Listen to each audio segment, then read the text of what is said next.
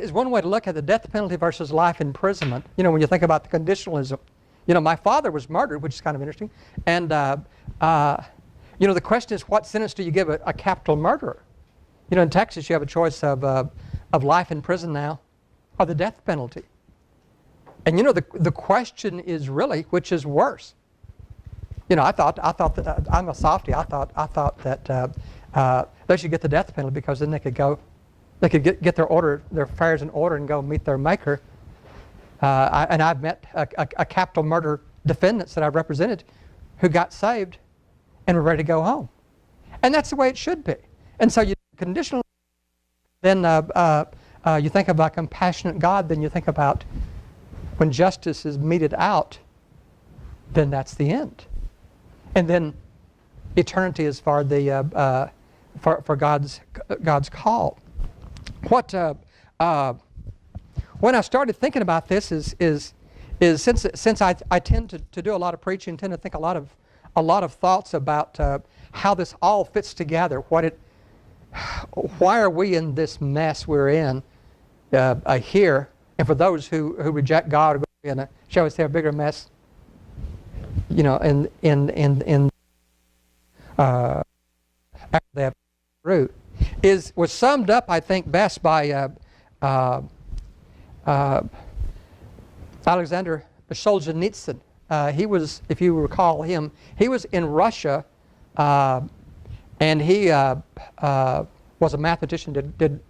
Was very successful until he started crossing the communist, and he spent much of his productive years in gulags in Siberia.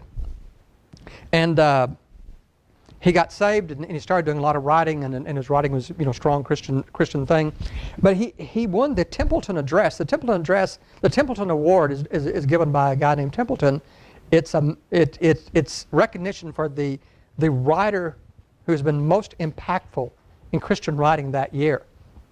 That's the one good thing. The other good thing, it comes with $1 million check, so it tends to focus your attention. But in his Templeton Address, he said, and I'm going to quote a bit of it because I think that sums up both why people are going to hell, why there is this issue we deal with, why people are living in hell today in life. You look at choose a place, you know, Chicago, where they're killing all those kids, or kids are shooting kids, they're shooting kids and gangbanging and whatever. I used to be a juvenile judge, and I know about these things. It's very heartrending. But we live in a world where much of the world that I experience, a foretaste of happen is to say it's somewhat hell, you know, in any perspective. But what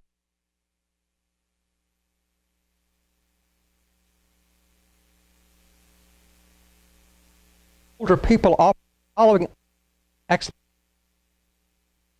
that had, you know, he was born after the Russian Revolution, so he spent his entire life in Russia until after he finally got out of the gulags, you know, about 18 years in these horrible camps in Siberia, and they expelled him, and he came to the United States, and he was speaking about the horrors over there, and he also talked about when he got here, where he thought everything was real nice, he started seeing the same signs of destruction here that he saw there.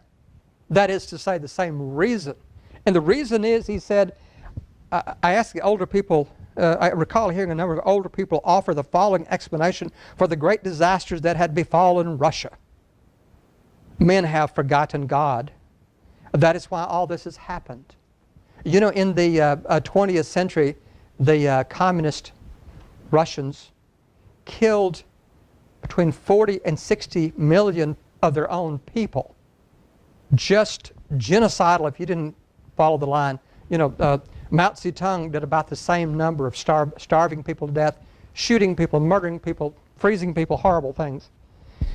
He said, but since then I spent almost 50 years working on the history of our revolution. In the process, I read hundreds of books and collected hundreds of personal testimonies.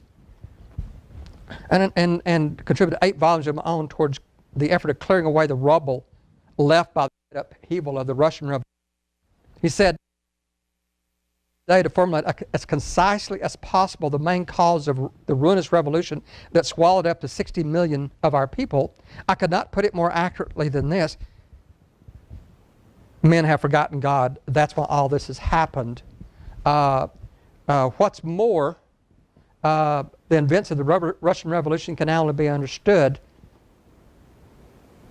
about, in the context, the background of what has since occurred in the rest of the world.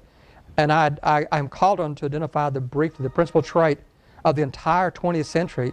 I would be unable to find anything more precise and pithy than to repeat once again, men have forgotten God.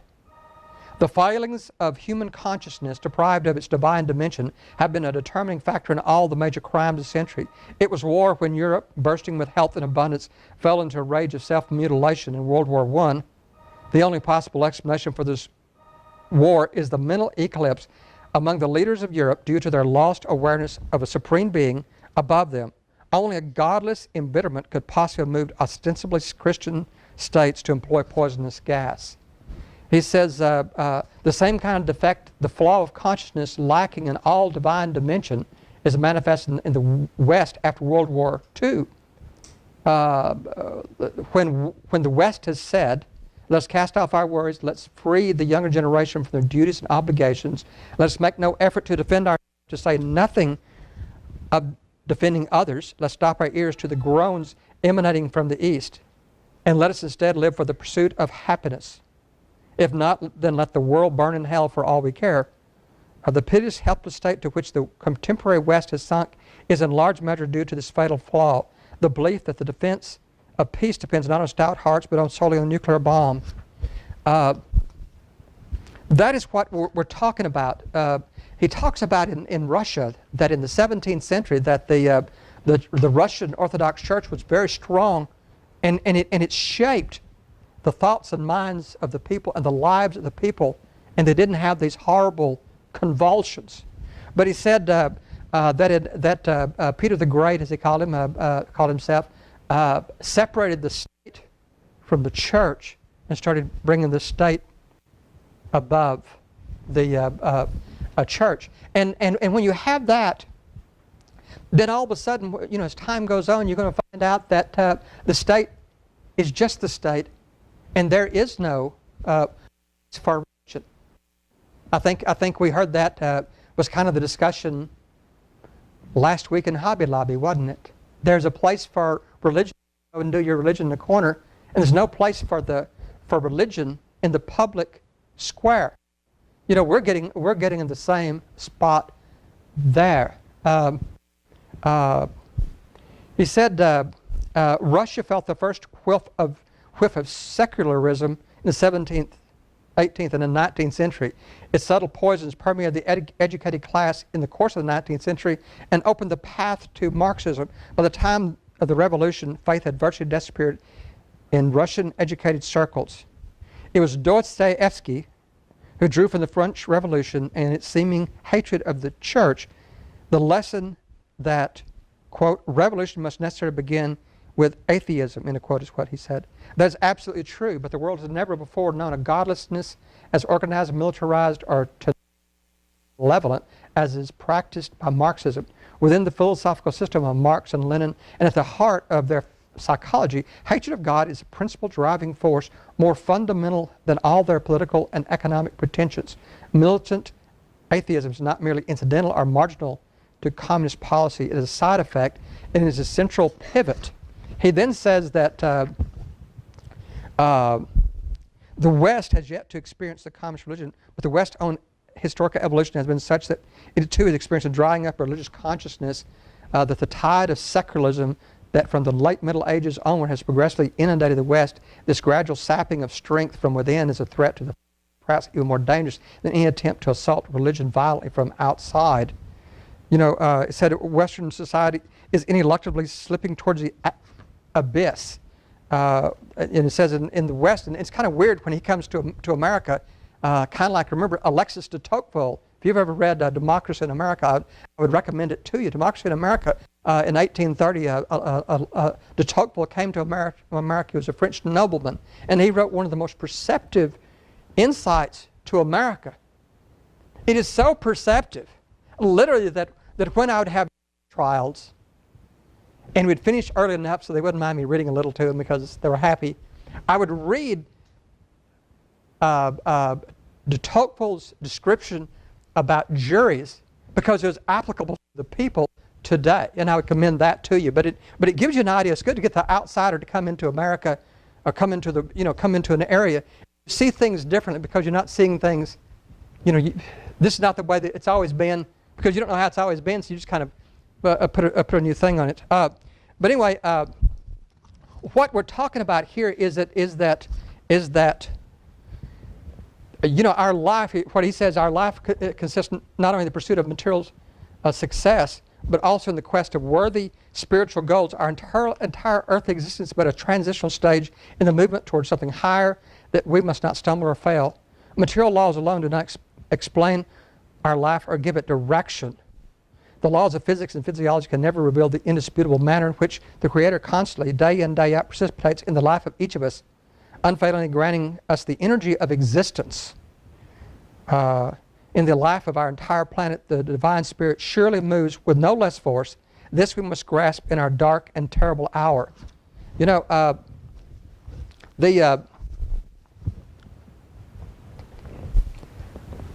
What I'm trying to give you an idea is that when you don't have God in the center of that gravity thing, when you don't have God in the center of your life, when it doesn't have meaning bigger than just buying and getting, so we lay waste our powers, what Wordsworth said in 1800, then life really has no meaning.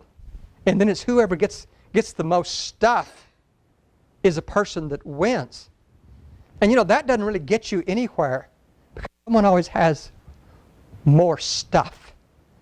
And if they don't have more stuff, they have stuff that you don't have.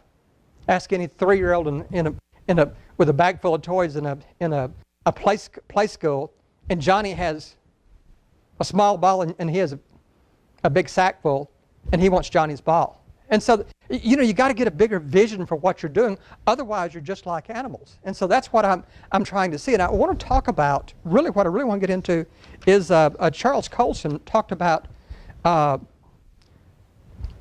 his book was called The Problem of Evil. And he said, the way we see the world can change the world. Our choices are shaped by what we believe is real and true and right and wrong and good and beautiful. Our choices are shaped by our world view. Worldview is simply the sum total of our beliefs about the world, the big picture that directs our daily decisions and actions. The basis for the Christian worldview, of course, is God's revelation in Scripture. That's kind of where we're at. In my travels, I kind of bring a Christian worldview and try to bring it into the world that I see, and then my job there is to preach the gospel. My job is also to bring in the legal perspective, because the Christian worldview should shape your worldview, and then it should shape life, and then it should transform life. Remember Senator Edward Kennedy famously said that he was Catholic, and the Catholics were kind of against that abortion thing, but he didn't want to, basically his worldview, to impact anyone else. And I'm going, he didn't think that was what his job was as a senator. I'm going, why else are you elected but to bring in your worldview? And that's why you ask these questions. And so what I find interesting is, because of my job title, I get to go into interesting places and bring these discussions to the table. I one time was speaking in teaching U.S. constitutional law. Well, the first time I went, I debated the law with communist judges in communist China. Very interesting. They have a wonderful legal system. It's just like ours. Judges and lawyers and appeals. It's just like ours. And you really think you're doing justice until they put a bullet in the back of your head, and they send Mama the bill for the bullet they shot you with, which I think is very cruel. But anyway, but what I really liked is I was in Chengdu, China, and in the new courthouse. It was a beautiful courthouse, and it had all the 6 influences on Chinese law. You know, the English, French influence, and the Islam's influence, and I'm sure what that was. And then they had, but the one I liked is the Chinese influence. You know, Confucianism. You know, interestingly, let me tell you something interesting. If you really want something interesting, in China, until Confucianism came, the Chinese worship, well, the Jews worship El Shaddai, the one true Creator God, created heaven and earth. High priest would sacrifice lambs and calves, not pigs, starting off the wine sacrifice. And once a year they would burn the ashes of the animals, like the red heifer. And once a year the high priest would go in the Holy of Holies and meet with El Shaddai, you know, and all that.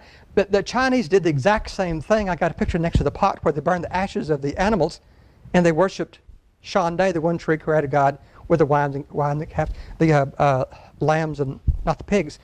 But and if you Western Chinese is, you know, where the Garden of Eden is west of China. Western Chinese today is not a setting sun. It's not anything you would think that makes sense unless you know Genesis. Western Chinese is one man in the enclosed garden with God. Forbidden is 2 trees in command. Big ship today is a ship, a symbol for mouth, and the symbol for 8. 8 people on a boat. Noah, 3 kids and 4 women on a boat. Anyway, but the point is, when you get away from that worldview, you start going into what China has become. If you really want to get an interesting thing is, what's the symbol you think of Chinese? The Chinese dragon. Have you ever looked at the picture of the Chinese dragon? It's not the fat St. George and the dragon. The Chinese dragon is a long snake with legs. Huh? And wings. And because they can tell you which of their kings sold out the Chinese people to Satan. Interesting. It's a worldview. And so the thing of their symbol they had on the wall, I find it very interesting and very telling. And because I'm an outsider, I saw it.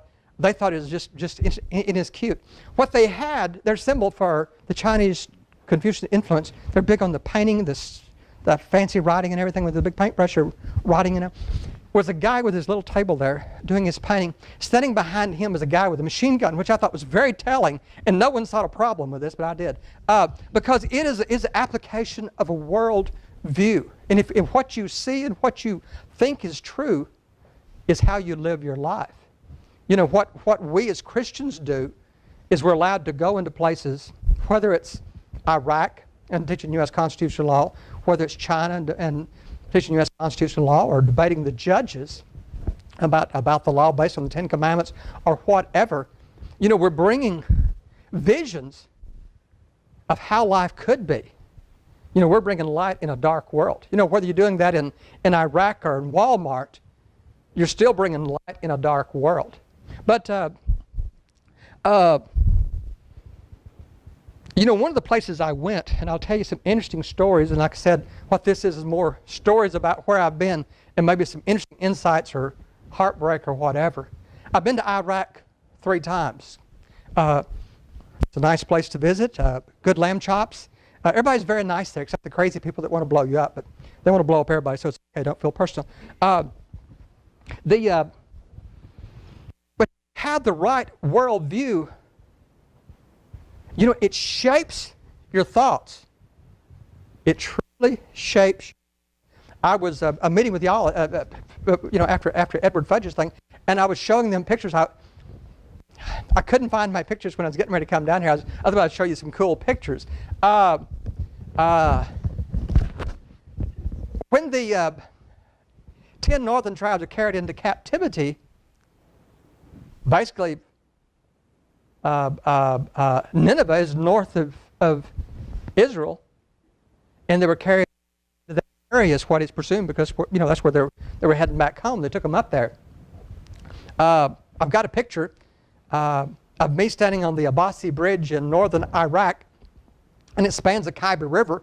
And if you read Ezekiel 1:1, Ezekiel said, I stand by the Khyber River when God spoke to me, which I think is kind of cool. If you're ever north of Nineveh, about 50 miles, you won't be anymore because it's kind of gone. But a few weeks ago, had you been north of Nineveh,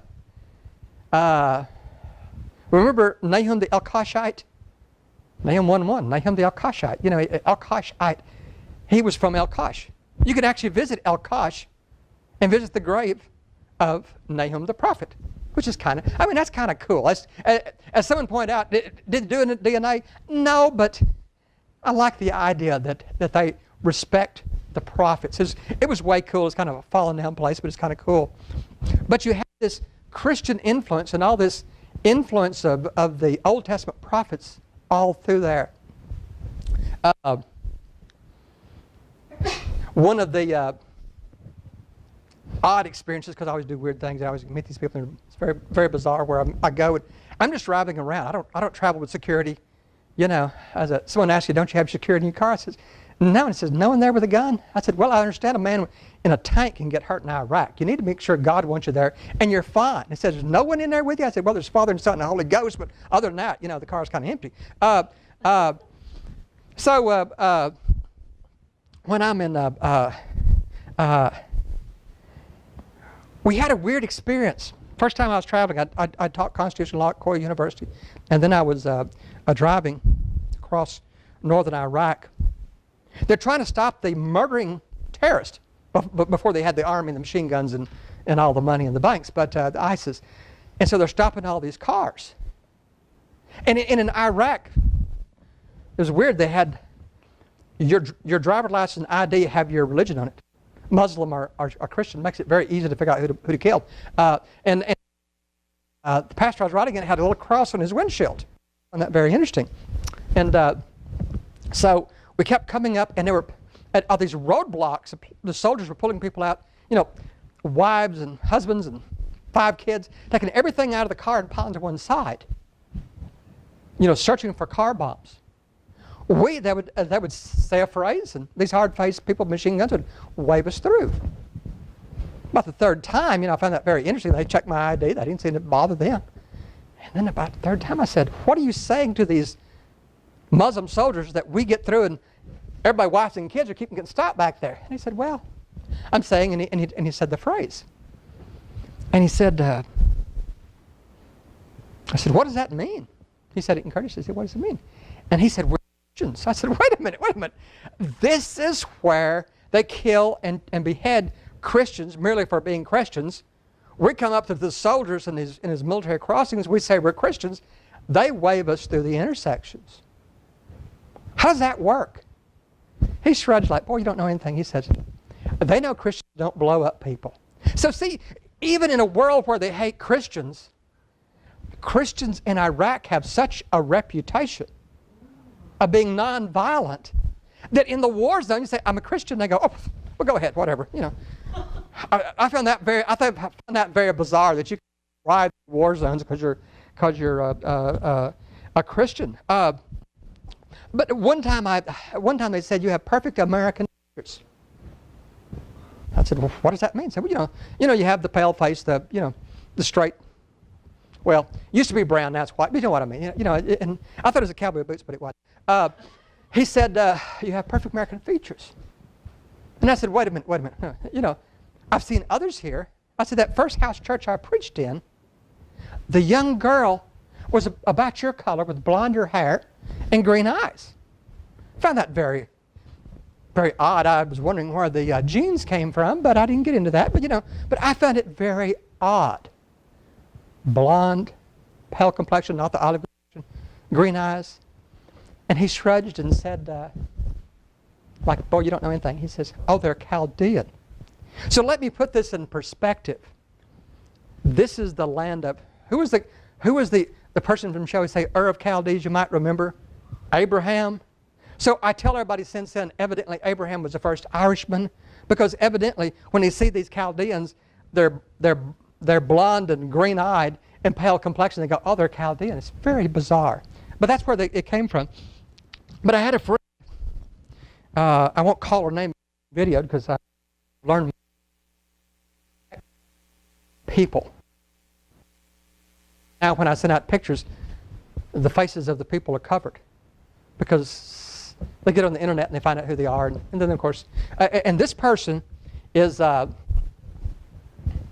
has, well, I can't tell you much, has a very high position based on a great education. The person is also Christian. And the person was translating my sermons in some places into ancient Assyrian. The people are, talk about falling back into, 2 millennia ago, speaking ancient Assyrian. And 2 years, in January 19, 2012, back then Al-Qaeda had a death with this person. So the person walked to work different ways because they could blend in crowds better. And I'd actually get text messages from this person saying, pray for me quickly, they're after me. To give you an idea of what life is, what real hell is like. And so I said, how are you doing and what's the future for Iraq? The response, dear Sam, I trust by God's grace you are doing well. Thank you for checking on me. I'm doing fine and fully blessed in the Lord. Please accept my apologies for not being able to meet with you on your last visit, being out of touch for so long. Regarding your question, I believe there's no future for Iraq, the Middle East, and this entire fallen, sin-marred world. We're living in perilous times, and there isn't a time in history that the world was more antagonistic and hostile to God and His elect than at this time. The true Christians realize that God is sovereign and nothing can thwart His plans, Psalm 76:10. They realize that persecution serves God's purpose in edifying them, increasing their Christ-likeness, Romans 8:28. A Romanian brother once said, after he moved from Romania to the States, 80% of Christians pass the test of adversity, but only 20% pass the test of prosperity. Well, thank you again for your email. My prayer is that you'll grow more Christ-like with ever passing Maranatha.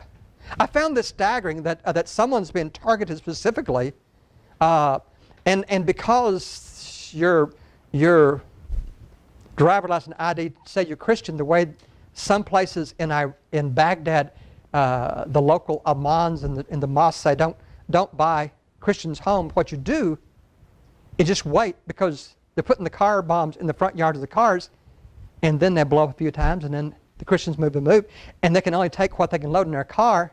They can't sell the homes, and so the Muslims kick in the back door after everybody flees their homes and gets a new house full of furniture and refrigerator stocked and clothes in the closet and socks in the drawer.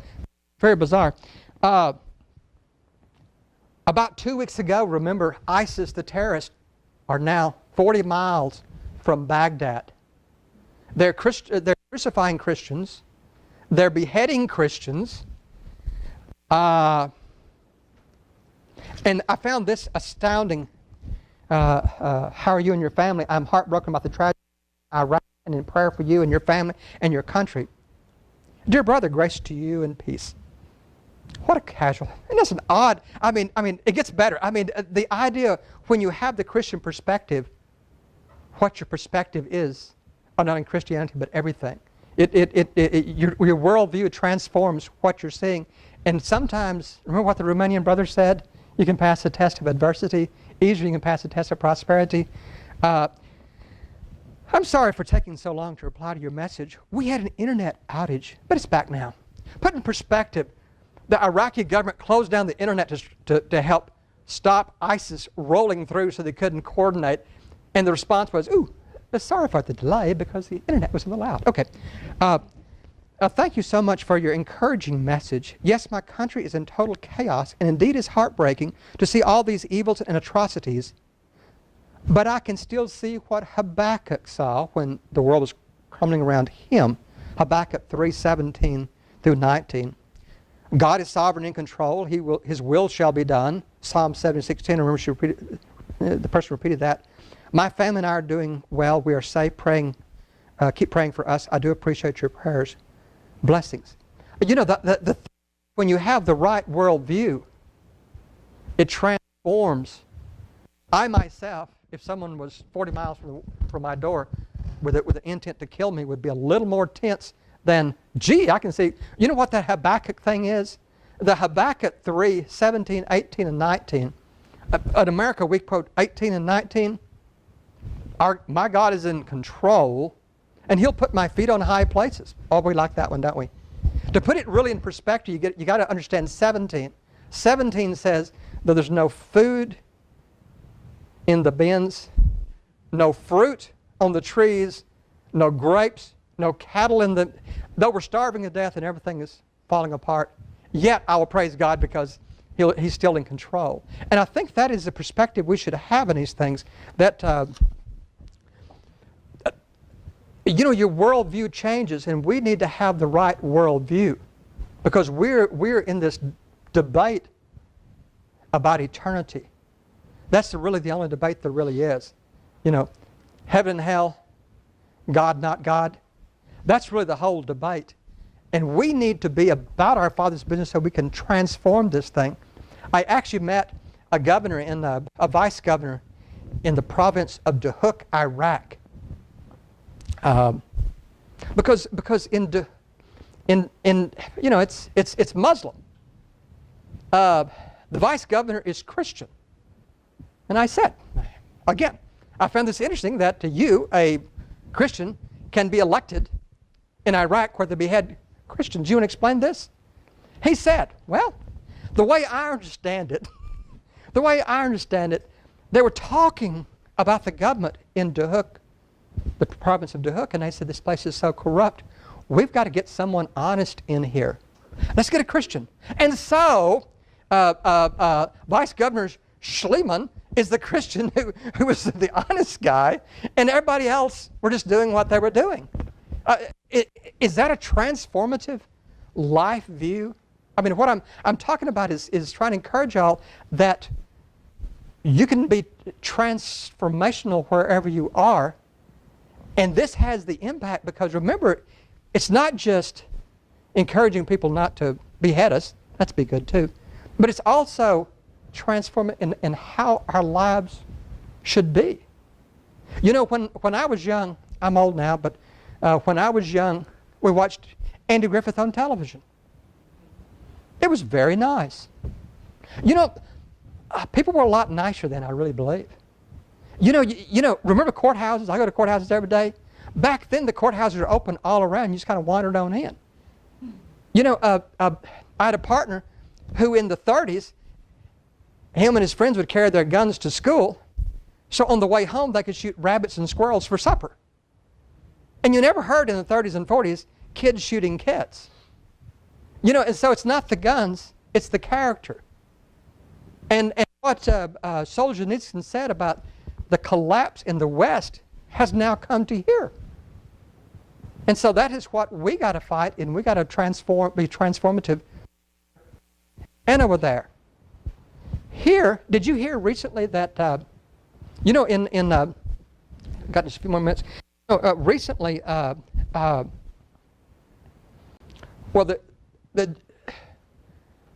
Canaanites, I think, were run out of the Promised Land, not only and killed, because the first time they came, remember when the Israelites came to the Promised Land, God said, I will send hornets before them and drive them out of you, and they'll just get them out because they're trespassers. And the next time He said, kill them all because they're doing bad things.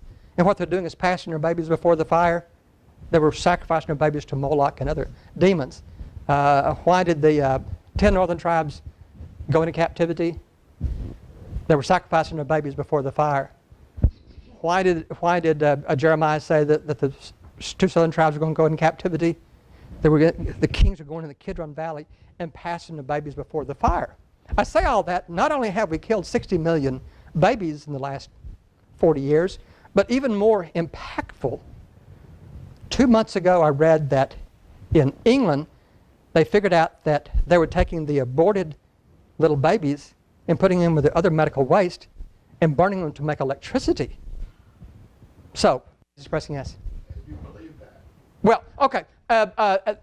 2 weeks ago, or about 3 now, there was a report out of Oregon that they followed up on it. That's what she was going to say. That they followed up on it, and they were saying that in Oregon the medical waste were going in, were being burnt, and the babies. So anyway, whether you kill them or not, or where you burn them, I do see a real problem with where we're going in this world. You know, we're getting away. Yes, sir. I'm curious, listening to you talk about the problems, which are very real in all over the world. I'm interested in your perspective as a judge on what's happening right here in Texas on our border, with many tens of thousands of children coming from Guatemala and Honduras and so forth. Transformative Christian response.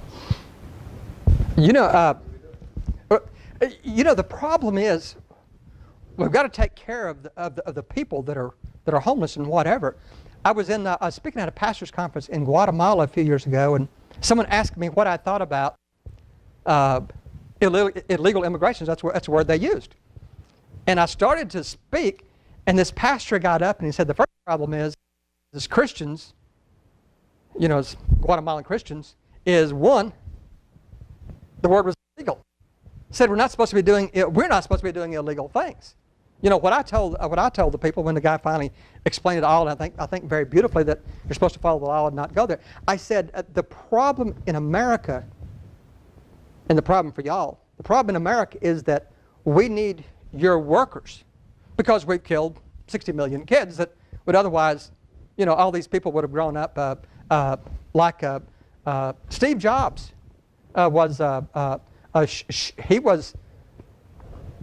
his mother's unwed, and instead of aborting, put up for adoption. The same thing happens. You think about 60 million people, what God's plans for them.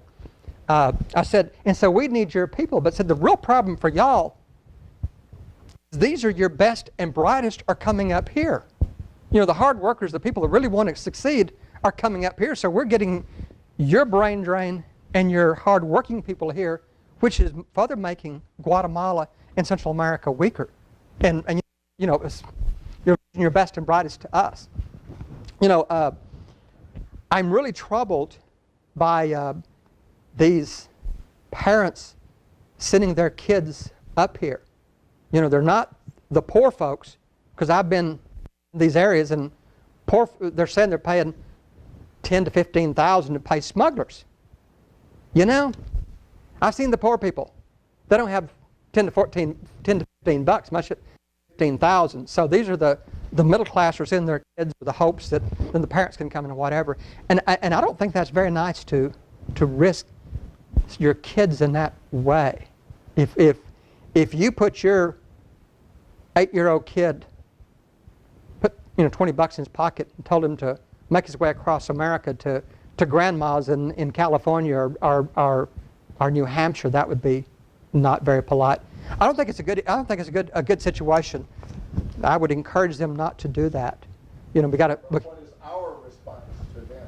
They're here. Our response to them is what it always is. You know, we got to feed the hungry and clothe the naked and visit those in jail and whatever. We got to take care of them, but I would submit that taking care of them and providing for their needs is not the same thing necessarily as giving them lifetime here, because we're going to have to support them all the way through. Did you just say they're the best of rights and that we need workers? You know, there's a debate. If you read the article it was yesterday. It was Bill Gates and a couple of others wrote that we need the best and brightest. And that is to say, we need the people that have the educations, that are equipped, the engineers. That's who we need. You know, we have plenty of children that need educating here. You know, and there's a limited amount of money here. You know, I tend to think we ought to. You just said that there's a brain drain from Guatemala and Honduras because these children are the best and brightest. No. The ones that were coming were the adults that were hardworking and wanting to come. I see a difference between that and an 8-year-old that hadn't learned to read and write yet. I mean, we don't know if they're the best and brightest. We know they're God's loving children, but that's not the same as you know what Bill Gates was talking about is we need to let the people that have come here and gotten basically master's degree in math and engineering stay here and work if they want to. That's what he was saying, because that's the best and brightest that we've already equipped and trained. It's a big difference in when you have. So our Christian response sounds like just mercenary. we only want the people who have education and can contribute to our economy? Is that the Christian response? The Christian What response, can you do for us? not necessarily. The Christian response is to take care of those people here. The Christian response is also to encourage people not to endanger themselves to come here, I would submit. Is it mercenary? Yeah, we want people that can benefit our society. You know, that's what societies are. You know, all countries have borders. Most countries have borders, and you choose who you want to come. You know, we've always had that rule. You know, you came through Ellis Island, and if you had diseases you didn't get in, and you know, whatever criteria they had, you know, you choose who should come into your country. You know, I have found that, interestingly, most people really want to be home if it's a good home. That is to say, I don't like being in a nice hotel and fill in the blank. I'd rather be home. I found that most Mexicans really want to be home if they had a good economy and a good, you know, because it's home. That's where the food's right, and that's where the culture's right. I would submit that. But so should a Christian response be that we should be investigating what's wrong with conditions in Guatemala or Honduras that makes it so horrific that people are willing to risk? I know tons of Christians who are about their Father's business and digging water wells and establishing churches and businesses and whatever. So I think that's the answer. I'm not sure the answer is necessarily government doing it. You know, Jesus never called upon the you know, when he said we're supposed to Matthew 25 feed the hungry, clothe. He never said Roman government. You're supposed to feed the hungry, clothe the naked, and visit those in jail. Huh? No, I didn't either. But I think we should. But I think that's the question: is who should be doing the work? And I think the problem in the world, problem in America, where we're having so much trouble, is not that Satan's gotten any stronger. I think the problem is that the church has gotten weaker. All of us need to be about our Father's business, doing whatever we can, and we need to do it, you know, wholeheartedly and fully with all of our effort, pouring ourselves. I was listening to Chuck Colson's book, The Faith, Once and for All. You know, he was talking about when it first started and in the early centuries when they have diseases and whatever, the Christians were willing to take care of people. So I think that's the thing. Each should be about our Father's business. What our Father's business, if we're Christians, include forming up a citizen militia and going down and standing guard on the Rio Grande?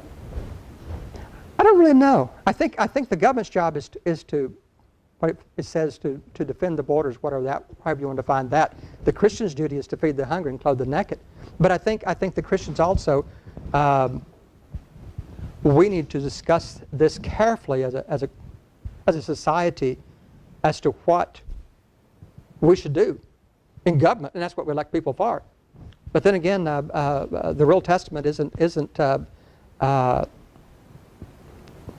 you know, it should be what we should do, what you and I should do, and that's what I think is a very personal thing, not a because if you get into groupings, Christ also didn't say the Baptist should be about our Father's business. He didn't say that the home church should or the pastor should. He said you should, and so I think that's where the issue is. I think it's each of us are supposed to be doing whatever, you know.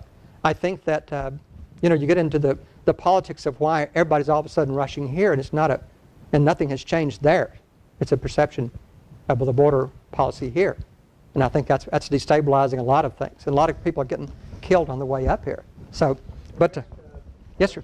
In relation to the conference. Sure, of course. So conditionalism, just really quick, we have about 3 minutes. Quick question. Answer quick, and I'll answer quick. Go ahead. Because the next is coming up. Yes, sir. In relation to the conference, so conditionalism, as I understand it, is judgment. You had said eternity is for God's called, and so if I'm understanding that definition of conditionalism, then death is judgment. That there is not a rising to judgment, a period of judgment afterwards, and then, you know, ultimately annihilated. I think one of the things that I'm curious about is how conditionalism speaks to, some of the atrocities that you had spoken of earlier, at least the places where atrocities have taken place. I think when I talk with people, the idea that God is going to judge, not that we don't have any responsibility to right wrongs or correct things, but that God is going to ultimately judge is a satisfying thing.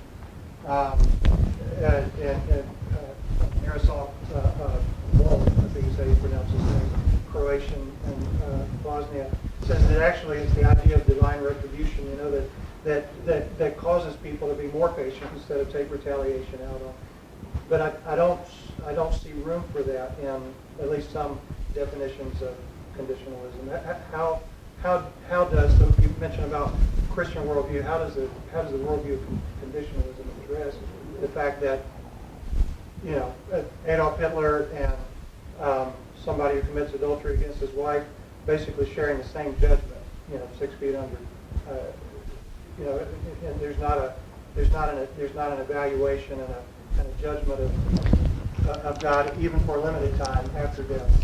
As I see conditionalism, and I'm not deeply versed in it, but as my understanding of conditionalism is that the punishment, I guess you could say, fits the crime. That is to say that, and that's God's judgment. I was one time I was sitting in judgment on a teenage kid who had a car wreck because she was driving badly. Kids do that, not drinking, not anything, and little Johnny was hanging out the door. You know how little kids do. We're talking about 16-year-olds. What do they do? And went around a corner or something, and the car wrecked. And when you're hanging out the window, it's not good. And when all the evidence was in, everybody wanted me to do justice. And I looked at him with tears in my eyes, and I said, "I'm sorry, I cannot bring justice for any of y'all. I cannot bring Johnny back as what the mother wanted, and what's the proper punishment for?" And my point is, that's because I'm limited. That's just the best justice I can give, and I gave it. It's kind of interesting. After both parents came and said, "You did a great job, right on target," so thank you, Lord. But the answer in conditionalism in theological sense is it depends on what the crime is, what the sin is, shall we say, and God does that, but it's not for eternity where you're as you said, you don't burn in hell forever, either for stealing the package of gum or being Adolf Hitler. It is God's judgment that conditionalism is what He thinks is right, but it's not eternal, because there should not be a eternal punishment forever and ever and ever for whatever you do. That's and God, and the thing is, God can figure this out much better than I can, which is as a judge a very nice thing that someone else gets to be the judgmental person. Is that it? Yes, sir. Thank you so much.